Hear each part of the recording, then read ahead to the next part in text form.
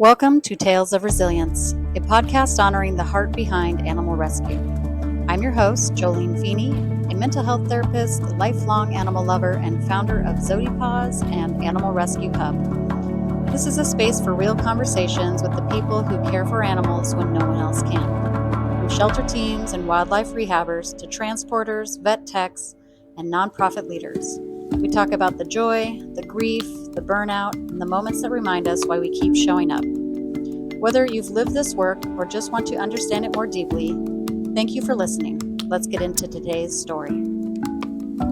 This episode may include references of animal suffering and death, as well as themes of mental health, including suicide. Welcome to Tales of Resilience. I'm your host, Jolene. Today, I am joined by Ally Remington, founder of Wildlings Forest Sanctuary in Northwest Portland, a refuge built on compassion, courage, and a deep belief that every life deserves safety and peace. Ally's journey into animal rescue began in 2011, almost by accident, when she came across two hound dogs in need while on a business trip. Bringing them home changed everything.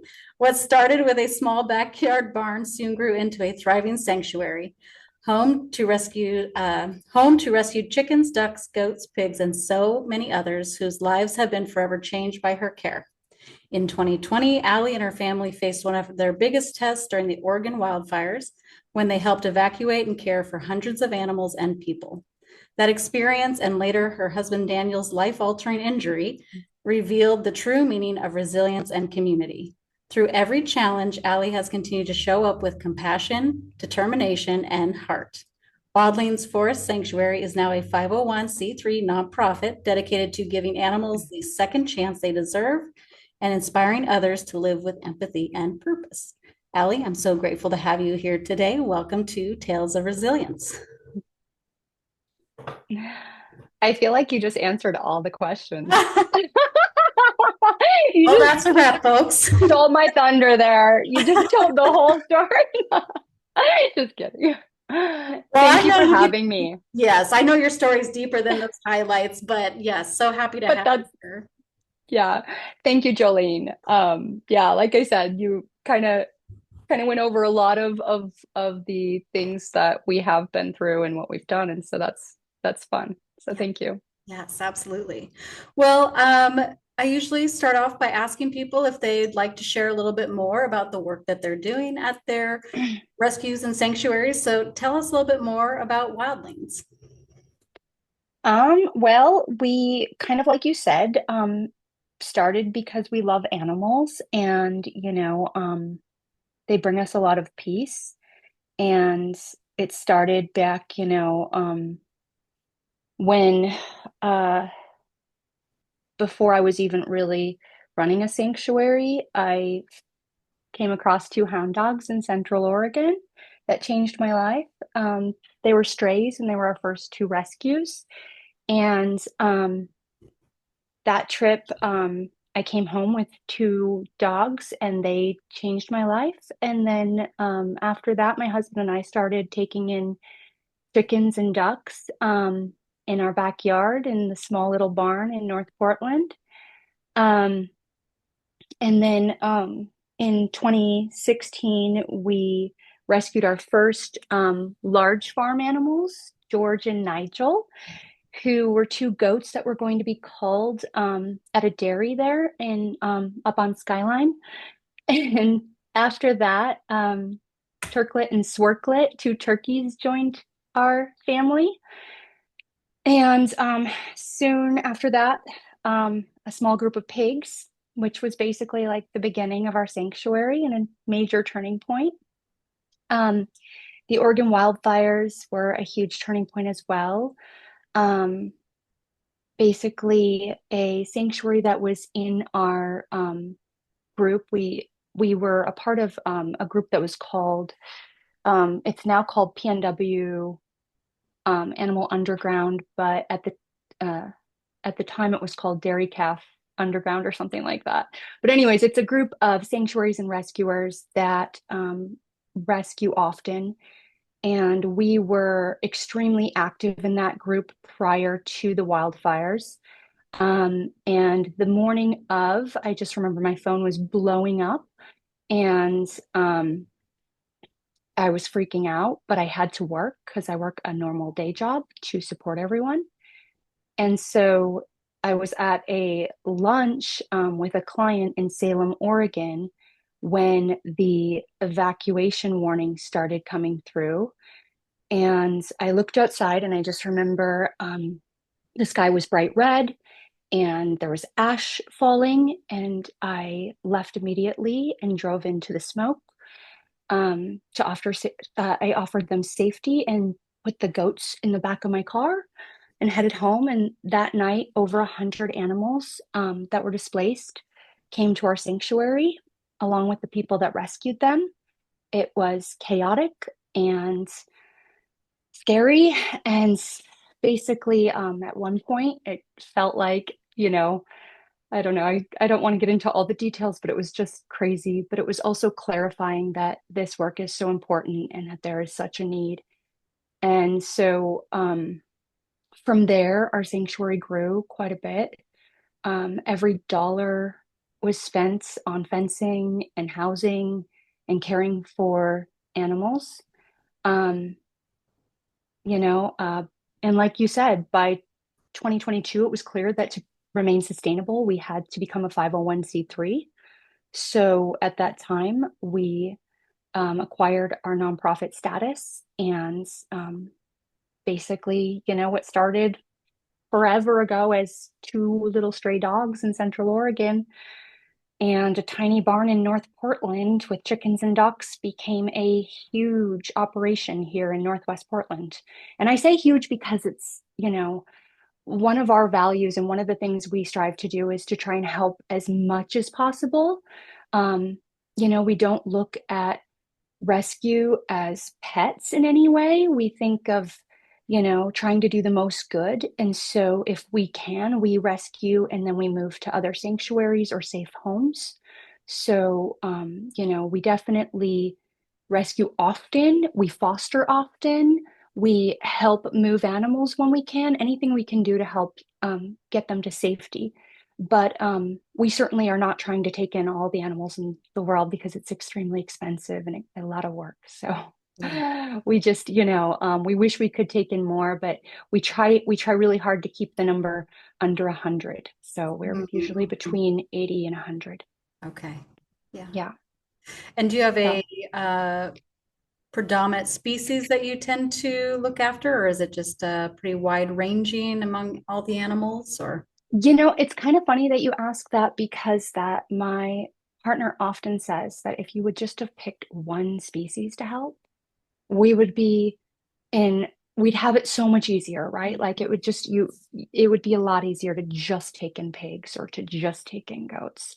Um, and of course, when you focus on one, you become a real expert in that one species. But unfortunately, um, the way I operate and the reason that I chose to do this was, basically it's life or death. And I don't I don't look at it, like I said, as pets in any way. And so like if it's a pig or a goat, or as long as we know we can provide care for that animal, we wouldn't take in a cow only because we don't have that kind of space or knowledge, or like it's just we wouldn't get in over our heads if we could help it. But when it comes to animals, we love them all. And so we don't really have one species. However, we are probably known for pigs because that we do have so many pigs.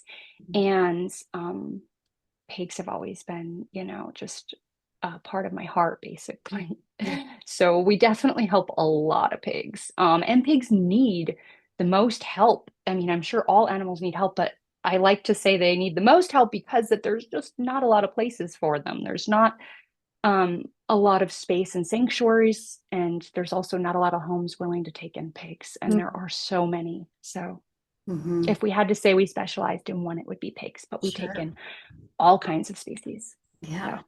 So, You were saying that it's expensive and it takes a lot of time and energy, right, to obviously run yes. such an operation. Can you give Mhm. me a glimpse into kind of the day in the life of You or the sanctuary or both? Well, I mean, a day in the life. So we're pretty lucky these days. I mean, we have been doing this for a long time. So, like I said, I think the first farmed animals came in 2015. And then we officially felt like a sanctuary. Like we had several animals in 2016, and then by 2017, we established that as the actual start because that was when we decided that we needed to become a sanctuary. But as far as a day in the life, it's changed extremely over the years because that we've found more help. So in the old days, we did everything. We had did so much that like even during the wildfires that we talked about, um, I didn't post anything on social media. I can only find a few pictures from that time. There might be some somewhere, I don't know, but like it was like you could barely breathe. It was so busy, right? It was no sleep and it was constant. And so it went from Daniel and I doing everything here, like everything, and not having space for social media or for fundraising or for anything really, to building a pretty big community of supporters and volunteers, and luckily, even a full-time animal caregiver that has made our lives just so much better. It's allowed me to have surgery recently and to be able to take some downtime. I haven't had any in many years. And so, like I said, we both work full-time day jobs. And then we were, feeding extremely early in the morning and doing care at that time. And then we would come home from work and be feeding and doing care, which when I say care, a lot of them need pain meds for arthritis and different kinds of care. And so it's constant, it's every day. So nowadays, what my days look like are a lot easier than what they were. And I credit that to our live-in animal caregiver. She's amazing. She's a vet tech and she's really helped me out a lot. And then also our amazing volunteers that come out to help us for rescues and then also for daily chores occasionally. And we have a pretty big work party on Sundays. And so we get a lot of stuff done at that time. But I keep going away from the question, going back to what you asked. My day um, these days usually starts with, so during the week, it's different than the weekends. During the week, I go to work in the morning because I work pretty early. And then when I get home, I do all the animal checks. So I check on everybody. I call it night checks, but basically, I do that twice, usually in the evening when I first get home.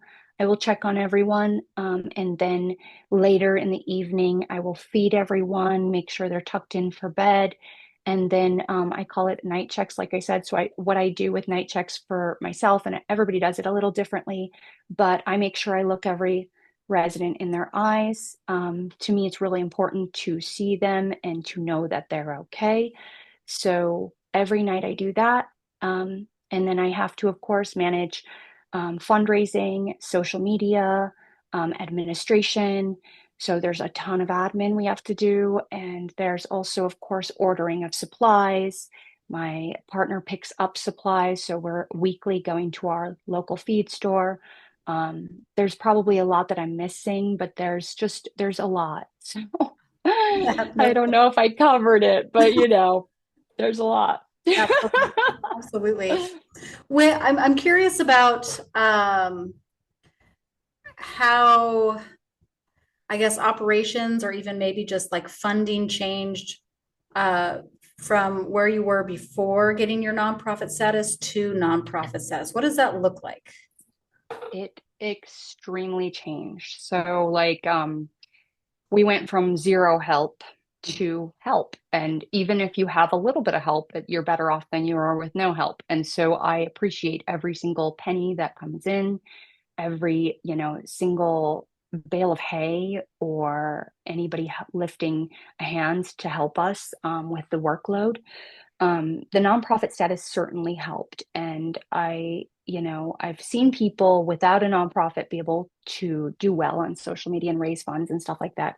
But I didn't even really promote the sanctuary because I was so busy prior. So I'm not um, probably a great example of what could be done. I'm sure there are people that could do it without it because I think that there's a value in being a private sanctuary. I have nothing against that. In fact, if I, had lots of money, I may have remained private forever. I don't know. I think, with being private, you don't have to worry as much about like all of the administration and all of Mhm. the stuff that is needed, just from, becoming a 501(c)(3) and then also being licensed. So, I do think people, though, are more willing to help you when you're a 501(c)(3) nonprofit versus a private nonprofit. Yeah. So I think it's huge. And every day we find, people saying to us, "We didn't even know you were here," And so like that makes me realize we have to keep going. So we do markets during the nice season, which is all the way up till winter, basically the rainy season. We go to markets every month and we, promote the sanctuary and we do blanket drives this time of year. And we do a lot of different things that put, you know, flyers out into the community and stuff out into the community that helps people find us. And people always say, they're like, "We didn't know you were here. How have you been doing this long? How have you been doing this long without help?" And I'm like, well, luckily now we do have help. So thank you. And I never feel like I can say thank you enough because I just remember so vividly what it was like to do this with no help. And so, um, it's truly been amazing. I mean, our community has really, really stepped up in the last couple of years and has helped us to survive because, burnout is real and this work is hard. And although I would never quit, it's still something where it's like one person or two people can only do so much. So it's been amazing. It's truly turned everything around.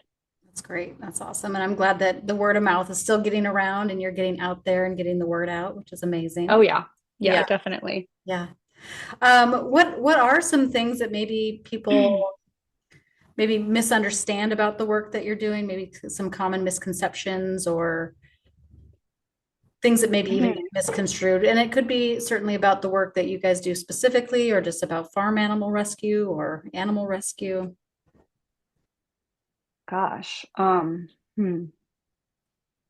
Misconceptions about what we do. I mean, I guess a lot of people do think that, that it's fun and that it's just a fun little project or hobby. And it's definitely not that. It did start out as a passion project. It was something I was extremely passionate about and still am. But I really don't like when people minimize what we do because it is a public service that helps the whole community and society as a whole. I mean, there's just nowhere for somebody to bring a pet pig that they've decided they can no longer take care of after it's grown up to be bigger than they expected Yeah. and starts rooting up at their yard. And, I mean, there's nowhere for a lot of these animals to go. And so people think they can just go to the Humane Society or something and drop off their cat, dog, pig, whatever. And that's not true. I don't think people realize that. Um, Sanctuaries, especially farmed animal sanctuaries, are, struggling. We're not getting lots of grants or lots of money from anywhere. We are using our own funds a lot of the times.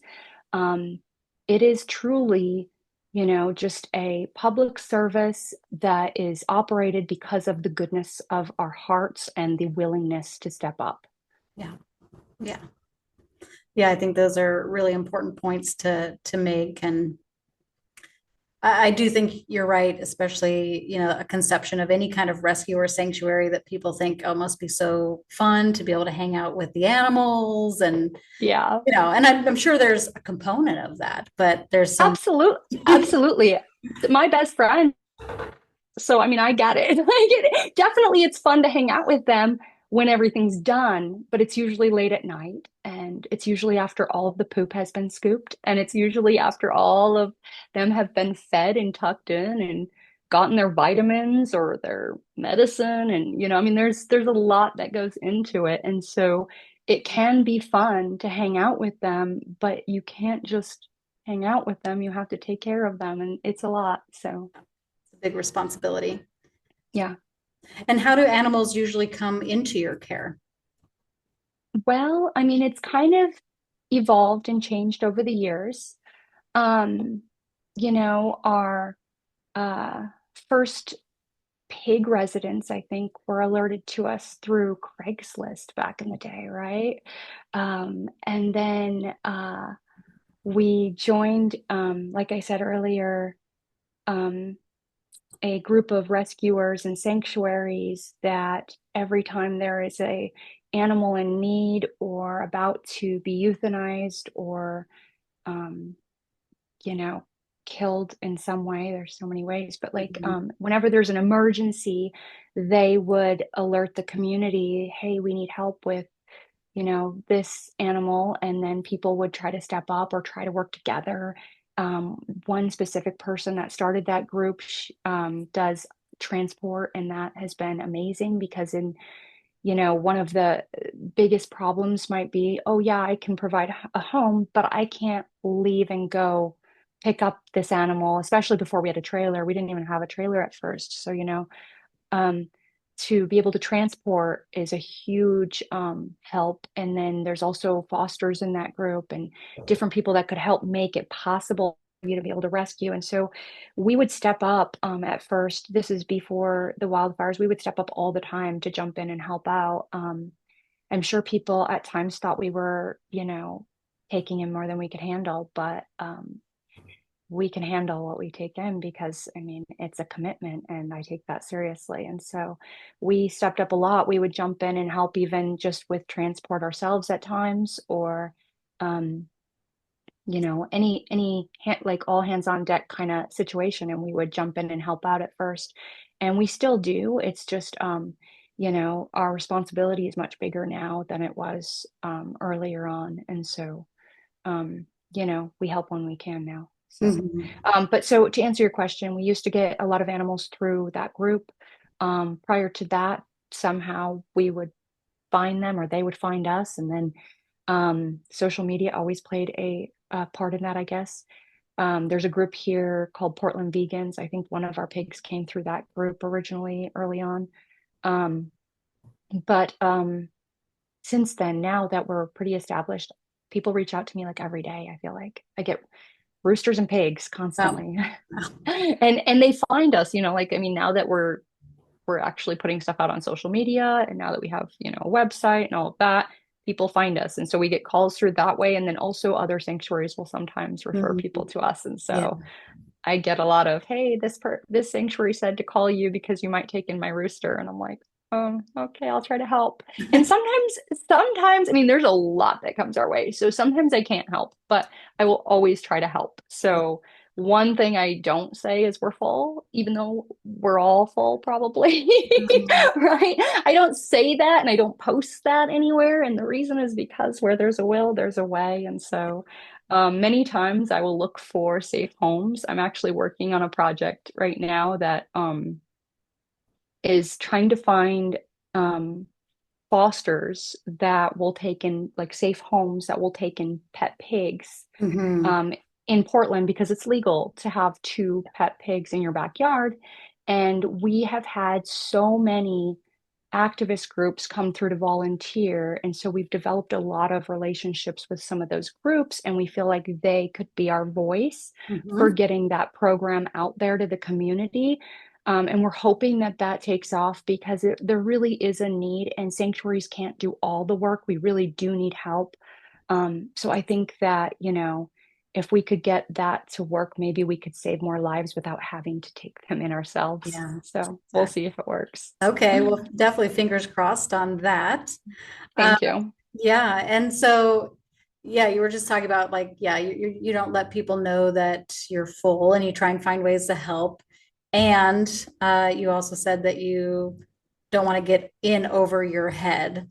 So I'm curious about that balance, the boundaries that you have as far as like where that line stays or moves for you? How do you manage your boundaries?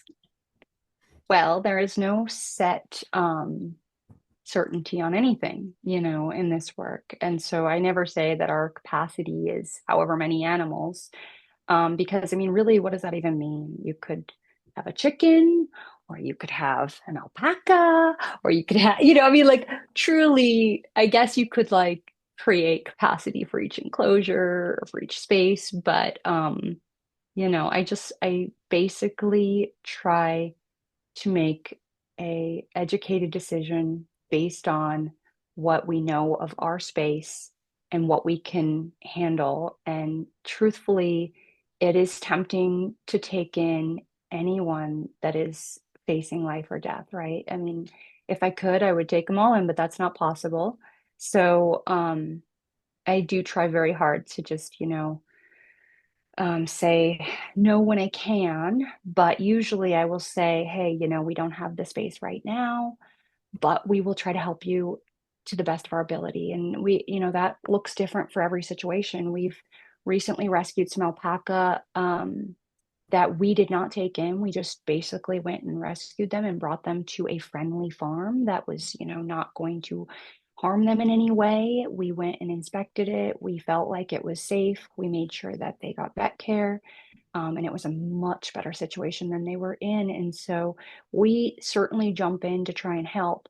I can tell you a quick story about two bunnies that came to us. So we try not to take in a lot of bunnies. We only have four right now.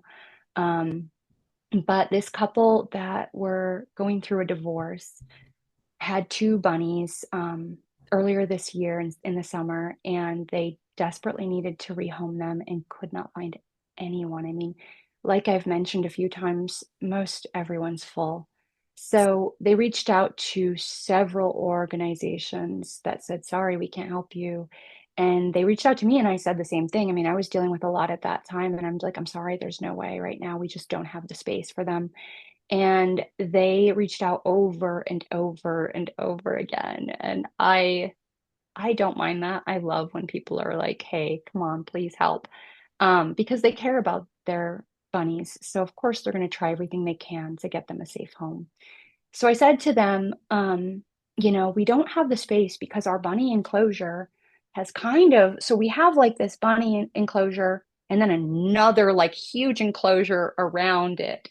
And it used to be where that huge enclosure we were able to let them out into and have like play space out there. But the pigs got in there one day and kind of destroyed some of the fencing and stuff. And so I said, if you guys come out and volunteer and fix that area every week until it's done, and don't expect us to do all of it because we have a lot of other work we need to do, but we will help you and guide you and whatever else. We just can't do all the work. But if you're able to fix our bunny enclosure, we will take in your bunnies. And they came every weekend and they brought supplies even. They were wonderful. They built even a play structure for the bunnies. And it was really cute. And so I was very impressed. Most of the time when people bring animals to us, I hate to say it, but I think of it almost as dumping their responsibility. A lot of times they're pets and they don't offer anything. They don't offer, um, any financial support. A lot of the time they don't offer any feed. They just usually will threaten either their lives or they'll just say, we can't, so they just don't. And so a lot of times we're left with, all of the responsibility. And so I was very impressed with those people for stepping up and for showing up and doing the work. And so, yes, I was able to offer them a home when I didn't think I had space for those two. But, I mean, that's why I say I never say no. I just say that, we can't do it because of this, but if we can figure out a way to fix this, then maybe we can. So, Yeah. that's kind of how it goes, I guess. Yeah, I love that. It's creative. It offers an opportunity for a solution. And I mean, that's Hmm. an awesome example. And like you said, it's really great of them step Yeah. up and work with you so that those animals are Right. taken care of. Well, and we have the same kind of relationship with a lot of the sanctuaries in the area too. So, like a quick story about a rescue last year that was, in my opinion, pretty impressive because that we rescued 20 pigs, which was like, whoa, right? That's a lot all at once. And what happened was this guy reached out that was going to have the health department start fining him $10,000 a day Mm, because he had pigs basically reproducing in a garbage pile in his backyard. And in some way, he thought he cared about them, but really he was not getting them vet care, was not feeding them. They didn't even have, water when we went there. Um, so when he called me, I, um, went and checked on them and I saw that the situation was dire. And then I organized a group of people to help me. And that weekend we went in to save them. Um, and it was extremely stressful and a lot of work, but and there was three dead ones, which was really sad. So there would have been 23, but we rescued 20. And we are friends with Out to Pasture, and she had previously tried to save these piggies, but he just was not very communicative and did mm, not, I think he kind of just stopped talking to them. And then I reached out to them and they offered to help us. And that was amazing because that taking in 20, especially when you have females and males, we really, really, really don't want yeah. intact, and Mhm. they weren't separated when we picked them up and we were worried about pregnancies, we were worried about everything. And so Out to Pasture agreed to take in the males and we were able to take in the females so we could just separate them right away. Um, and then they scheduled the vet to come out, and the vet actually did all 12 neuters on site. I was there for it. It was crazy. And then my vet, she came in on her day off to spay all the females, which Mm, was amazing.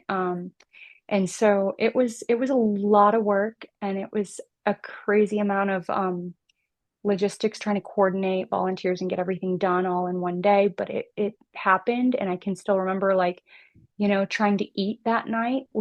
We like had to pull a trailer in downtown Portland to find a restaurant that could serve us something we could eat. And um it was this crazy place. I think we parked like at a gas station in like central Portland and um my family stayed in the car with the trailer and I ran into Gnarly's, which is this restaurant here, and grabbed us food. And it was great to be able to eat at like 11 o'clock at night or something. gosh. Um, but yeah, so I mean, the sanctuaries here are amazing. There was also another sanctuary called Green Acres that stepped up to help us at that time. Um, so I do think like the partnerships that you form, the network that you form with all the people, the volunteers, the sanctuaries, the rescuers, are just like absolutely crucial to survival and to being able to do this work to, not only have help when you are rescuing a lot, but also, to get, just advice and all kinds of things. I mean, I just think the community makes it much easier because it is an extremely hard road to walk alone. Yeah, I couldn't even So, imagine how that's possible alone. So, yeah, yeah, no, I would never want to go back there. yeah. So you've been at this for a long time. Um, Yeah. and so I imagine it does take a certain level of resilience to be able to do it for so long. Uh, hmm if you had to give your own definition of resilience, how would you define it? Right on. Um, okay. So, I won't pretend that it's easy. There have been times when I've felt completely burnt out, or broke or unsure. But the truth is, I don't really have a choice. The animals depend on me. And so I think of them as family and friends, and I often call them people. So even if I'm sick or exhausted, I still show up for them no matter what. So You know, my definition of resilience is basically just showing up. And I always think about how hard this is, or when I explain it to somebody, I'm like, it's extremely hard work, but anything that you do that matters um, is going to be hard. So you just have to keep going. And truthfully, there is also a lot of joy in it as well. It's not all hard, but it definitely takes resilience. You have to keep showing up even when you're sick or tired or, just empty sometimes. So it takes a lot. But like I said, anything worth doing is going to be hard. And so you just keep going. Yeah. So yeah. Yeah. So it sounds like there's definitely a mindset involved that it matters. There's a lot of meaning to it. So Mhm. that is part of it, but it's also just um also like you said, it's a commitment you've made and it's a decision that you've made. So you want to stick to it ultimately. Yeah, I have no choice. Hmm. There's no choice. They are my friends, my family, and they are people. And so I show up for them, regardless of how I feel. And I wouldn't have it any other way. I can't imagine, you Yeah. know? Those so there's days that are easier, days that are harder.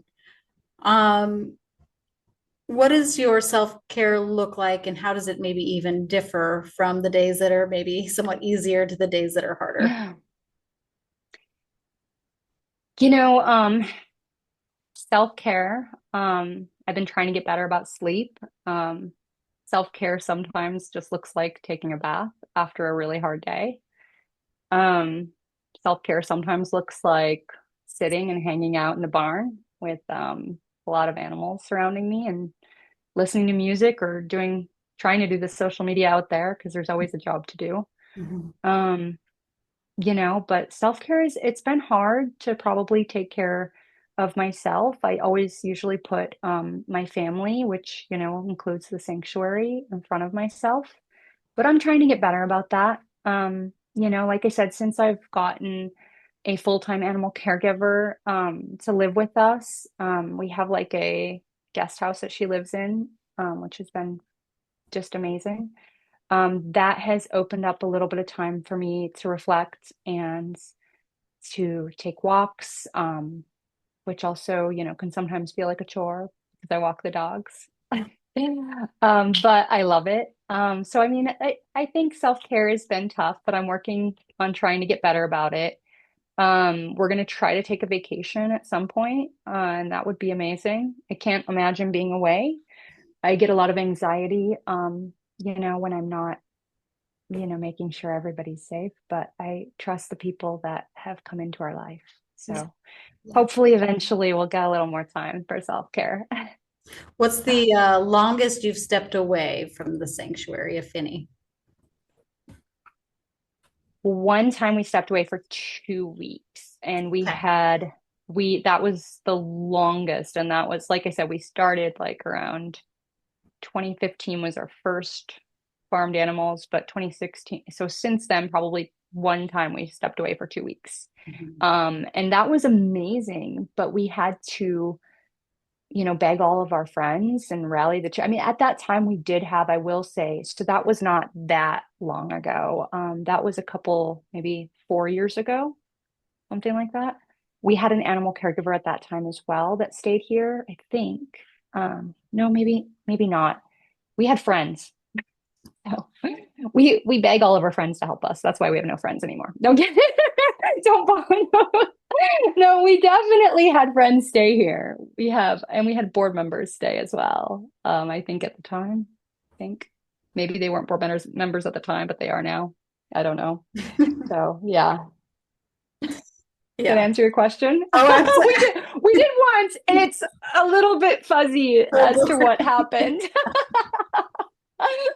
It was a while ago, but Yeah. maybe 4 or 5 years, Yeah. something like that ago. But we're going to do it again. And this time we're going to feel a little more prepared. And last time it went well. And so it wasn't terrible. It was just It's scary to leave. Oh yeah. There's a lot of preparation and there's a lot of, checking in, and there's just Mm, a lot of things that like even like within our family, there's a lot of things I do differently than like my partner would do, or if I, ever were to put my kids in charge of something, which they are in charge of a couple things at night, a couple of the night chores. Um, but they have to report back to me, and I can tell if anything's off yeah. immediately. Also double check their work all the time. So it's not like I'm putting anybody in harm's way, but I'm trying to get my kids to take on more responsibility. And I think that, this work has taught them so much. It's been like, it's taught them empathy, it's taught them resilience, it's taught them about sadly death, and care and just so much. I mean, even just like organizing, it's taught them about like going to markets and, hosting volunteer days. And there's been so many lessons. So I'm hoping that, eventually they take on a bigger role in the sanctuary. So we'll see. It sounds like some very invaluable lessons and things to learn. Yeah. Yeah. Well, I appreciate you sharing that too, because I think it kind of gives a bit of a natural segue to even maybe just talk about an animal story. Maybe there's an animal story that really sticks with you or resonates in your heart, a story of resilience that you would like to share. Well, so truthfully, like all of the animals have impacted me, and every one of their stories is so interesting and different, and they've all impacted me, and I'm still working on trying to print out each one of their stories and have like it posted by all of their enclosures, because every one of our volunteers is always like, remind me of their story, or I see, George all the time, but I forget his name. Can you just like give me something so I can? And so that's a project I'm hoping to work on while I'm on leave right now from my day job. But I just am kind of like working through a lot of different things. So I've been working on our database for care for the animals. I've been working on, creating shared files and all kinds of stuff. And it's been wonderful because I can do that stuff from my bed while I'm recovering. Totally. But, normally at the markets and when people ask me to share about an animal that has impacted me, I like to bring up Gertie because Gertie's story is it's not unique, but I love it. And it's easy to empathize with her. Um, just to tell you about Gertie, she jumped off of a slaughter truck about 5 years ago, or I guess a slaughter truck, in Central Oregon. And the sheriff found her in the road and basically took her in. They have animal like pens in Central Oregon at the sheriff's department. And after basically they cared for her for 2 years. And after 2 years, they did not want to see her go back into that system. And they wanted her to just live out her days. And so they reached out to our friends at Harmony Farm Sanctuary, and Harmony Farms was wonderful. They raised $1,900 for her to get spayed. Um, and the sheriff drove her to OSU, and OSU said that she was the biggest pig they had ever spayed. Um, I know. And then the other cool thing, Okra, which is a volunteer organization here, they went and picked Gertie up because she had to spend a couple nights in the hospital there at OSU. So they went and picked her up and they brought her here. And we had only agreed to foster her at first. We were like, she can come here during recovery, but we've never cared for an 800-pound pig before. And we were kind of scared that maybe she wouldn't get along with the other residents. or that she would take out all of our fencing and everybody would just be all like over the place, which, we're repairing fencing all the time. And I just couldn't imagine what she could do. So I was kind of nervous. And I at first was like, I can only commit to fostering. And, I we'll see how it goes. Um, but we fell in love with her. So when she arrived, we were just like, wow, she is such a gentle giant. And, I've spent a lot of time with Gertie, and she's just so easy to fall in love with. And so she is here for life. She's been here for five, or no, she's been here for 3 years, I think. So yeah, she's been here for 3 years. She's now probably about 5 or 6. Mm. But yeah, she has an amazing story um, of courage and, resilience and all of that. And one of the things that I joke about with my kids is we like to call it gratitude,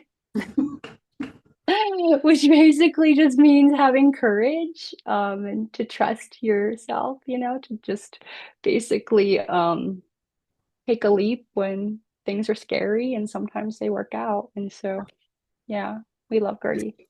Yeah, We tell her story all the time at the market, so I should be better at telling it's a great, it.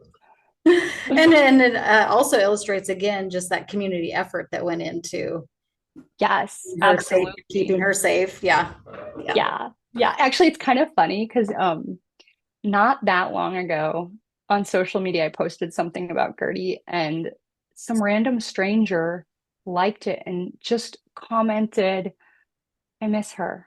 And I was like, miss her? Nobody knows her except for, and so I immediately looked at her profile and I'm like, she looked kind of stern, Hmm. like maybe a sheriff, because I haven't met the sheriff.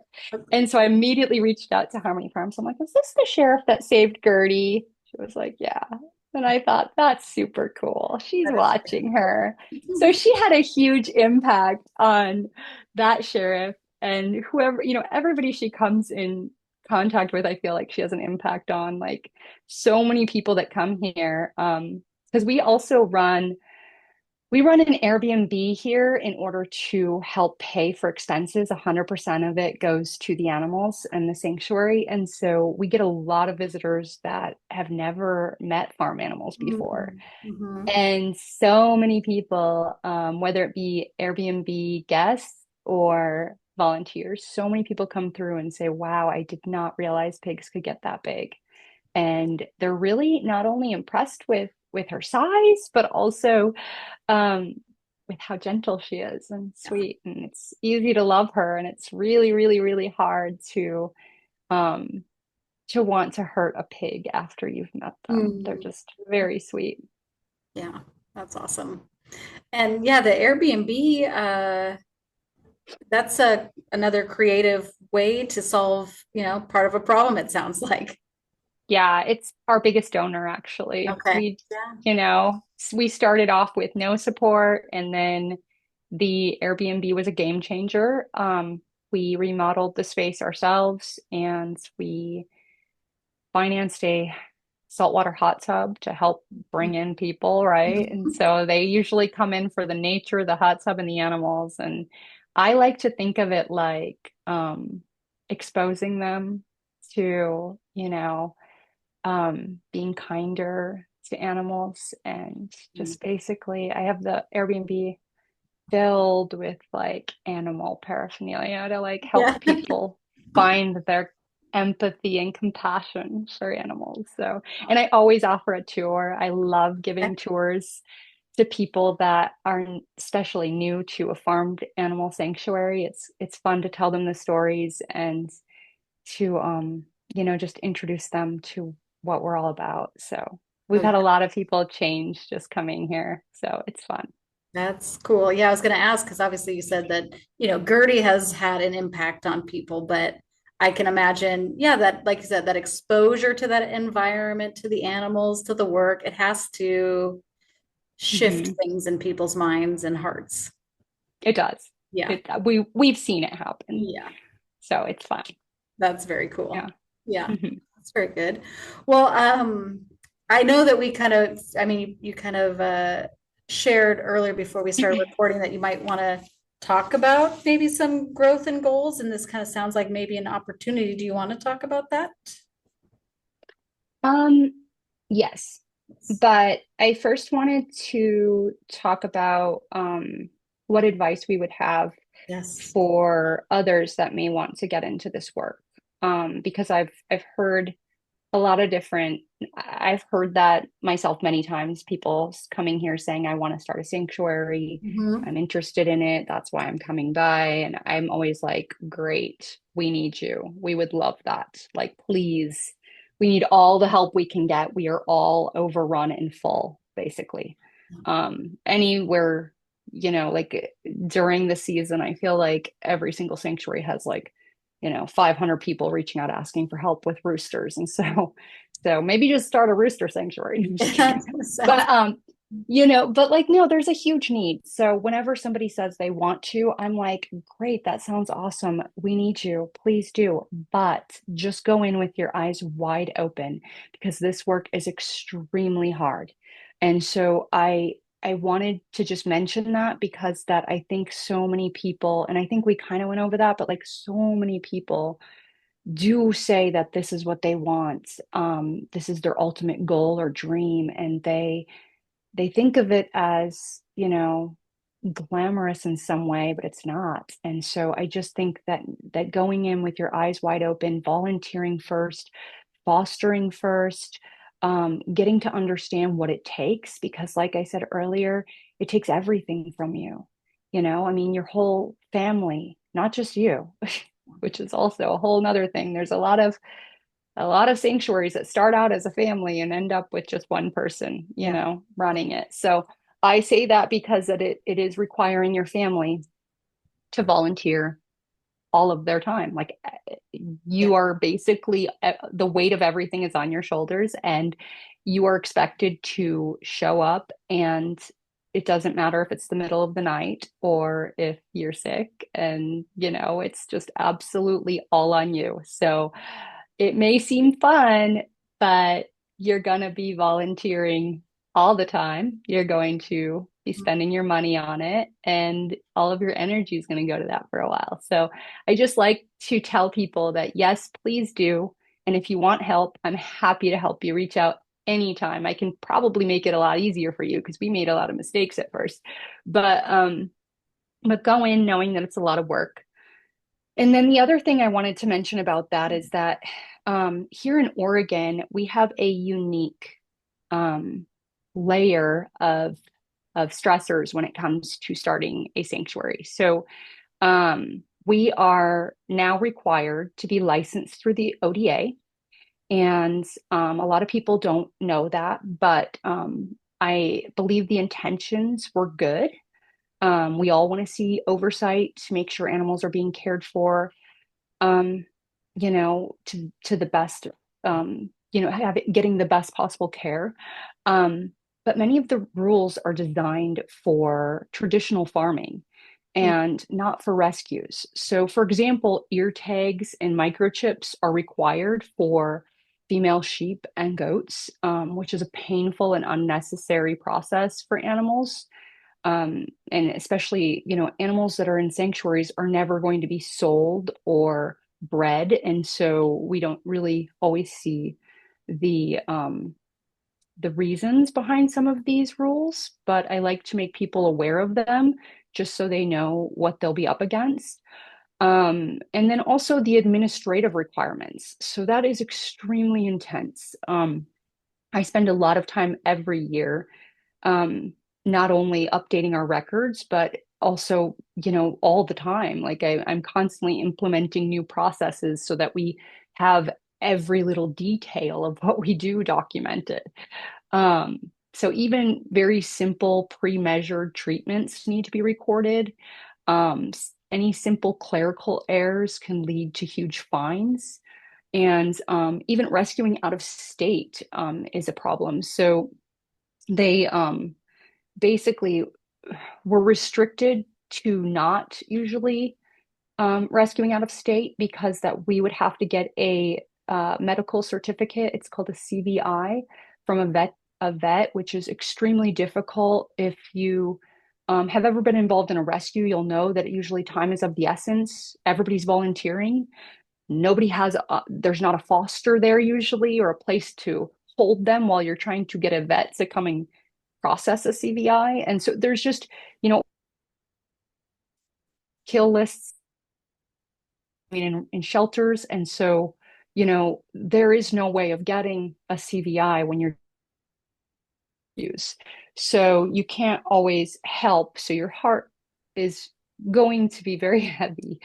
A lot of the time, it's heartbreaking, especially for us because we are only 30 minutes from Washington. And so we cannot legally move any of those animals that need our help or help them usually. Those are the times when I say no a lot. Every time somebody's like, hey, there's this pig in California or this pig in Washington, I'm like, I'm really sorry, but unless you have a foster and can get a CVI, we can't really help. And so it does limit what we can do.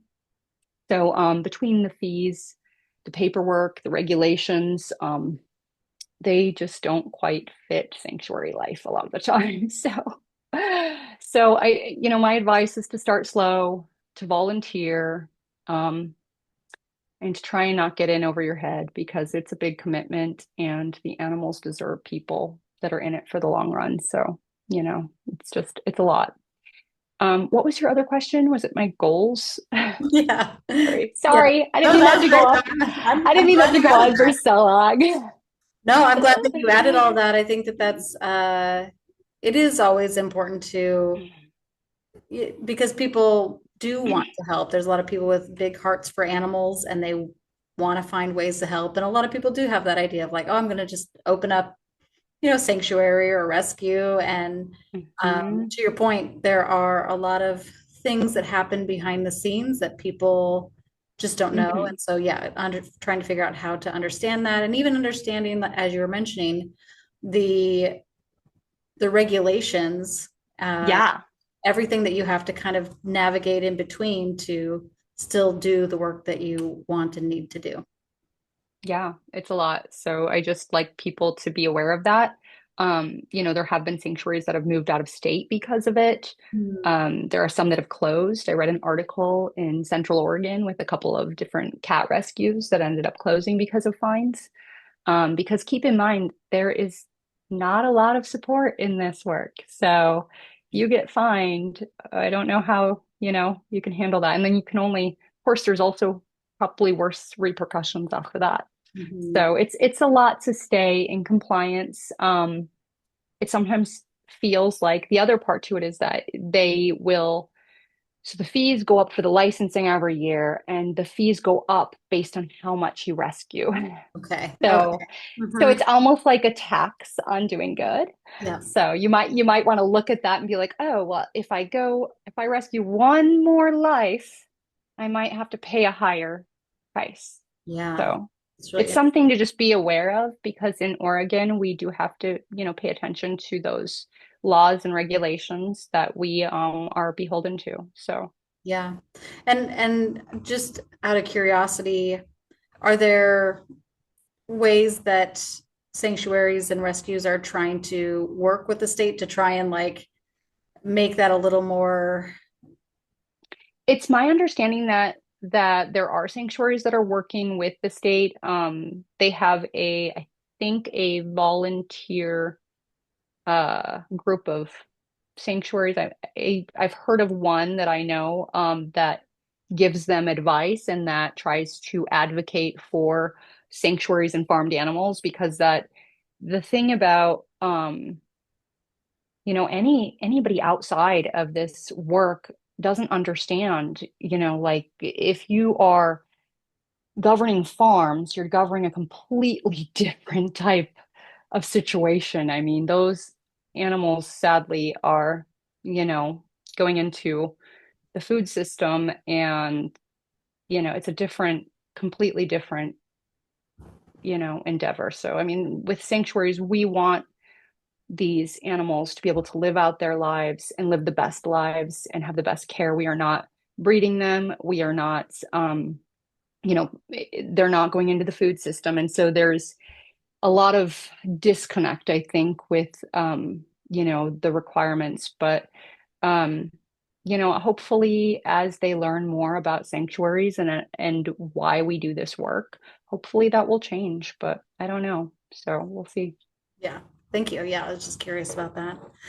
All right. Yeah, so now do you want to talk about your your goals or your vision for the future of the sanctuary? Sure. So our goals, are to just keep doing what we're doing. We will hopefully always be here as long as we can be. But we are hoping to, at some point, we're hoping if we ever can make this happen, we're hoping to buy the adjoining 40 acres to our property Mhm. and expand our efforts. That property offers another barn that has heating and cooling, another source of water, which would be great, a couple of shipping containers, which we would turn into a third barn. We would just build stalls in them and put a cover over it. And then it has an in-ground pool, which we would fence and restore and I don't know, maybe use for a duck pond or something. So we haven't completely figured it out, but that is what we dream about every day. Mhm. And it would have better parking and a better entrance as well. So it would allow for us to um, have my vision would be to have a lot more robust programs for the community, Mhm. more education and more help for, people that are struggling because we are uniquely located in Portland. I think we're the only sanctuary in Portland, like within, actual Portland instead of outside of it. So I think that it would be super helpful because so many people are struggling with depression and burnout. And I think that helping animals and people heal together would be a dream come true. And we're already doing that, I think, with like our volunteer program. We get a lot of people that feel that it helps them and it gives them purpose and I understand that, more than but I'd like to do more. And so I'm really hopeful that at some point we can find a way to purchase that land and to expand our efforts and do more good. Yeah, that's great. Well, I believe in the power of dreaming and manifesting, if you will, right? So I think it's good Yeah, to put it out there. this all started as a dream and it just, kind of escalated with a lot of hard work and Yeah. a lot of, you know, pain. What is it? A lot of blood, sweat, and tears. Mhm. So who knows? I'm an Yeah. optimist. So Yeah. we'll just keep on hoping and maybe by putting it out there in the universe, Yeah. it'll come true for the animals. Absolutely. Well, and like you said, it's for the animals and for people, right? So you have a very Yes, of course. compassionate heart for all beings, it seems. So I think that's Yes, I do. very much, Absolutely. yeah. I mean, life definitely is hard, but it feels more worthwhile when you're helping others. Mhm. So, Yeah, yeah. that's really great. And I think maybe a natural segue slash ending as far as being able to help if people are getting introduced to you for the first time and want to support the work that you're doing at Wildlings Farm Sanctuary, how can they help you? Well, we're always looking for supporters and volunteers, and just people to join our community. So I would say, you could start by following us on Instagram. That's the primary place that we post. And then we automatically share it to Facebook. So if you only do Facebook, there's some posts on there. We also have a website. You can find out a little bit of information on that. And we're hoping to start a newsletter soon. We also have Patreon if you want to support us in that way. Um, and basically, we're just, we understand that this year is tough for a lot of people. So, I just want to throw it out there that, if you can't support financially, there are other ways to support as well, just by following us, that's supporting, by liking and sharing posts, that's supporting. Some people, support us like by just picking up veggies that are donated and bringing them here. And that's the one thing they can do because that they, maybe can't do heavy, laborious type work. Then we have people that come and they sometimes just socialize with the pigs, which is really helpful for them as well. I mean, so volunteer work looks like all different kinds of things. We're trying to get a remote volunteer program going so that people that, are at home and want to do something with purpose, can help us without having to come out. But that's something that's just kind of at the ground level. So, I mean, there's all different types of ways of helping sanctuaries, and helping wildlings. So, if you're interested, you could reach out anytime. If you have ideas or if there's something you want to help with specifically, I'm open-minded to all of it. We have one supporter who's pretty impressive. She started taking photos of the residents here, and that has helped us immensely. Mm. We went from just basically random iPhone pictures and videos to these beautiful photos that capture their spirit and heart, and I love them. And so we've been using her pictures for a lot of our like different marketing stuff, and she does graphic design, so she designed all kinds of stuff for us. Awesome. We even have a calendar this year, which is brand new for us. And then we also sell her beautiful photos at our markets and stuff like that. So it's helped us in so many ways. And that was something that I wasn't really looking for. Mhm. She just came to us and said, "Hey, I want to help you. Can I take photos?" And I'm like, "Absolutely." So if anybody has any ideas, I'm open-minded, reach out. I'm usually available on Instagram, or our website has our email stuff. So reach out, and our phone number too. You can always text or Yeah, call. that's awesome. Yeah, and I'll put all those links in the podcast description. So if people are listening, Thanks. putting that in there. And I want to correct myself. I said Wildlings Farm Sanctuary, and the second I said, I was like, that's not right. I think I was thinking farm animals, but Wildlings Forest Sanctuary. So my apologies. I didn't mean No, that. no, no. Yeah. It's actually kind of funny because we have two signs, and a friend of mine years and years and years ago bought us our signs for my birthday. And the first one she bought said Wildlings Farm. And she was like, "Oh shoot." And then she got one that said Wildlings Wildlings Forest. And so I have both of those signs because, she accidentally got one that said Wildlings Farm. And I'm like, "I'll take it. It's Yeah, free, great." You know what I mean? Because true. because it's all kind of just a community effort, and we roll with the whatever. Yeah. So, Well, it's nice to anyways, know I'm not alone in the faux pause, but yeah, I love the creative spirit of, finding ways to make things work. And yeah, thank you for sharing all those different opportunities to support the work that you're doing.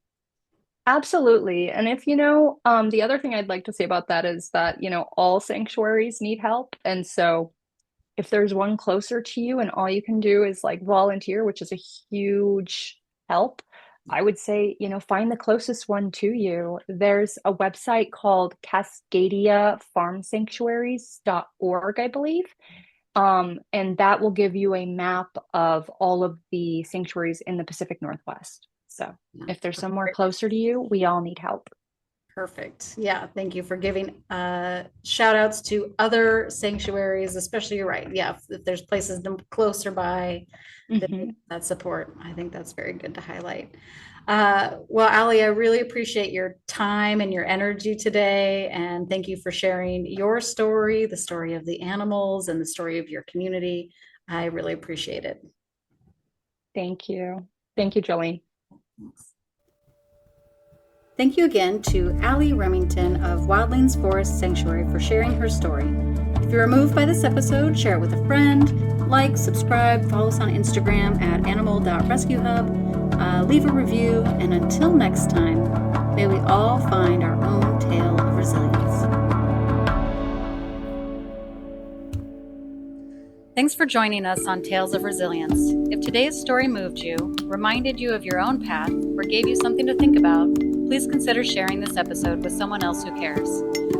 You can follow us on Instagram at zodi.pause and animal.rescuehub to stay connected, or visit zodipaws.com or animalrescuehub.org to learn more about both of these organizations. And you can also email us directly at info@animalrescuehub.org. And if you or someone you know has a story worth sharing, we'd love to hear from you. Until next time, be kind to yourself and never underestimate the power of a tale and a little resilience.